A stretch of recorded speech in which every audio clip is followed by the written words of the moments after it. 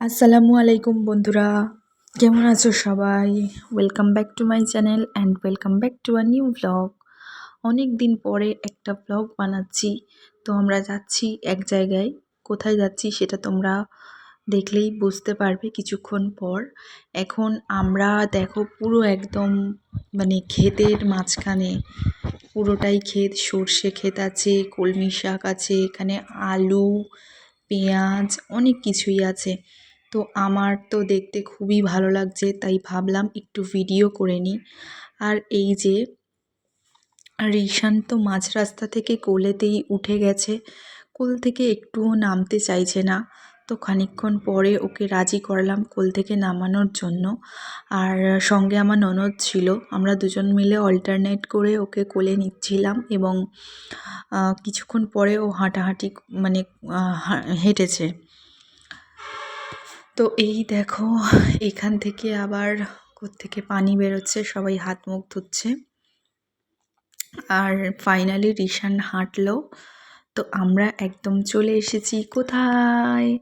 এটা হচ্ছে আমার শ্বশুর আব্বার কি বলবো মাঠ। এখানে আমাদের সমস্ত রকমের সবজি চাষ হয়। এখন মটরশুঁটি আছে, তো আরও ওই সাইডে অনেক কিছুই আছে।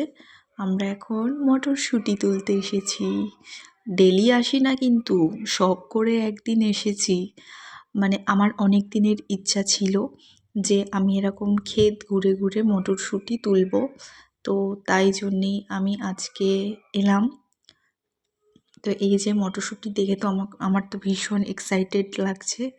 তো আমি এখন মটরশুঁটি তুলব।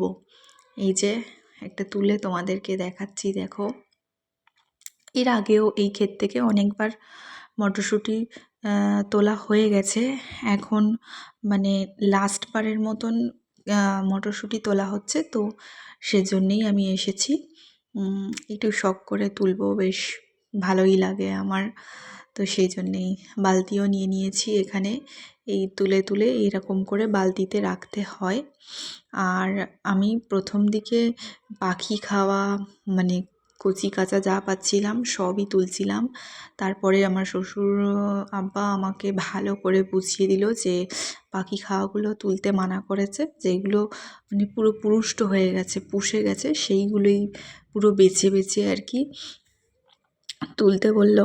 তো আমি এখন যেমন বলেছে তো তেমনভাবেই আমি এখন মাঠ ঘুরে ঘুরে পুরো মটরশুঁটি তুলব। ওপারে ওই ভাড়াতে আছে লাউ, তারপরে পুঁই শাক, নিচে আছে পালং শাক।